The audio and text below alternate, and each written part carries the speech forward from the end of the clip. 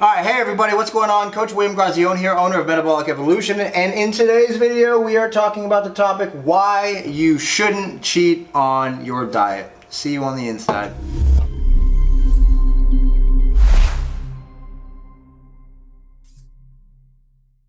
So it's very commonplace within physique development or physique sport that most coaches will recommend a cheat day. I even get emails still to this day from clients who want to work with Metabolic Evolution, and they say they always refer to their days of not tracking as cheating days. Now, beyond just morally, cheating in and of itself is obviously just a wrong thing to do. You should not be cheating on anything. If you are cheating on something, there's an underlying issue as to why you feel the need to cheat. It's probably because your diet's too damn strict. Call it like it is. So let's go ahead and cover the facts here, okay? Because that's what you can count on from us here is facts and practical application. So, facts. Why you shouldn't cheat on your diet: excess fat gain.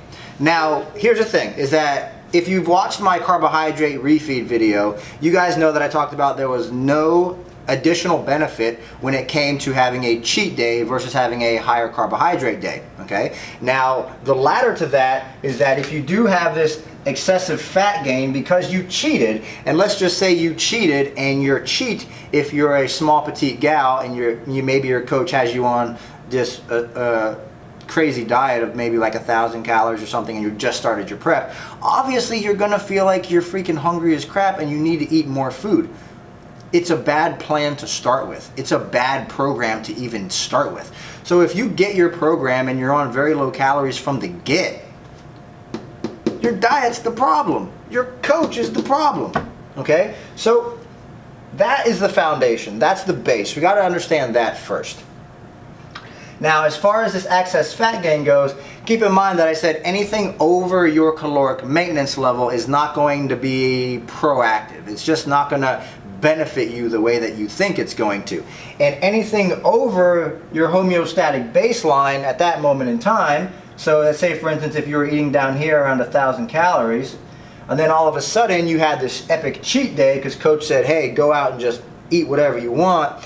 You go to Five Guys and you get, you know, a triple stack and 5,000 French fries, and you bump that up way up here, anything over your maintenance is just stored as body fat. So now essentially what you would end up doing is spending the next 6 days of the week trying to lose the fat that you just gained from that epic cheat meal. Probably not the best idea, all right? So moving forward, again, there's no benefit besides the psychological benefit. Now, I will talk about this because I'm not going to be 100% biased and say that cheat meals are just stupid, blah, blah, blah. No. I'm going to approach it from the sense of teaching you something. So, can there be a psychological benefit to actually having a cheat meal? Yes, there can be. The reason is because you guys know that I talk a lot about the stress and recovery scale. And what I want you to think about here is the simple fact that if I am on a very low calorie diet for a prolonged period of time, I am accumulating stress, I am increasing cortisol levels, and I'm going to be super stressed out.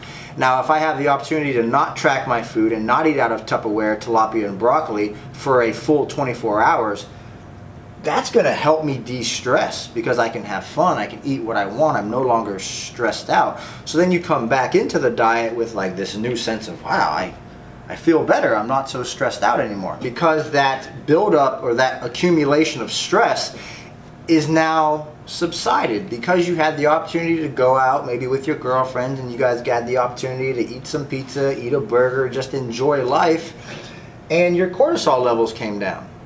So can they be beneficial from a psychological and from a stress perspective? Yes, they can be.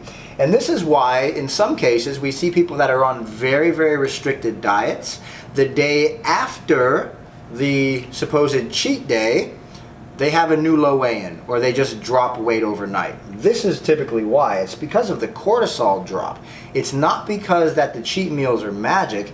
It's because before the cheat meal you applied so much stress to the system, both from a psychological perspective and from a physical perspective, that you needed this kind of balancing back out. However, this is not the ideal scenario when it comes to refeeding. So what's a better thing to do?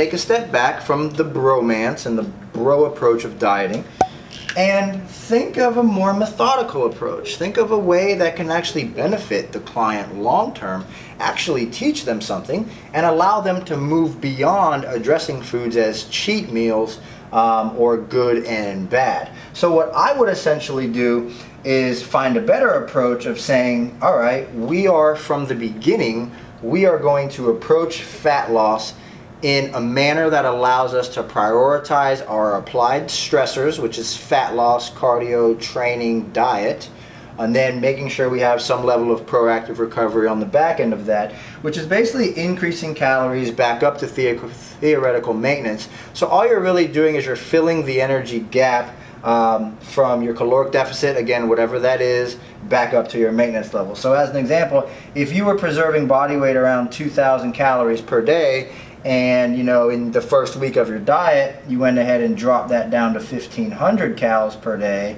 which is a pretty aggressive drop, especially if you're a female. But what you would do with this refeed period or this maintenance period is increase calories back up to 2,000 for probably at least 2 to 3 days. And what would happen is that applied stress that you put on the system now has the opportunity to recover, and now you're in a better position for fat loss moving forward. Not to mention that if you can chronically kind of make sure that you're being proactive, if you're making sure you are proactive, and the client, let's say for instance, if you have a proactive recovery approach and then you have a client who you're just pushing into the ground with a chronic caloric deficit, the person that you're being proactive with in regards to recovery is going to have a better metabolism, going to have better hormonal markers, it's going to have better performance, is going to keep more muscle, likely isn't going to go brain dead zombie in the middle of competition prep because you just had a better approach. You were just a bit more proactive. So pay attention to this, because I really think that if you compare the two, if you compare a diet where you're utilizing recovery periods and refeed periods and you're really monitoring performance and you're still just strategically having these phases where you're pushing them for fat loss, but then you're also recovering them, with all that I am, believe that is a far more superior approach to utilizing a nutritional approach in a competition prep or a caloric deficit that does not prioritize refeeds whatsoever.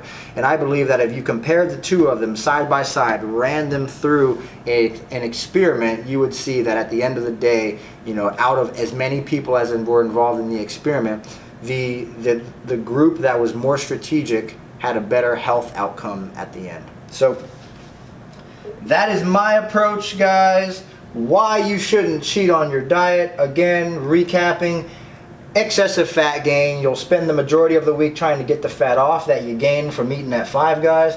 No benefit. Psychological, cortisol, we talked about how this can actually be beneficial, but from like an overall fat loss perspective, it's probably not going to help you. And then a better approach would basically be increasing calories back up to maintenance every single week for at least 24 to 48 hours. Thank you guys so much for checking out the video. I'll see you in the next one.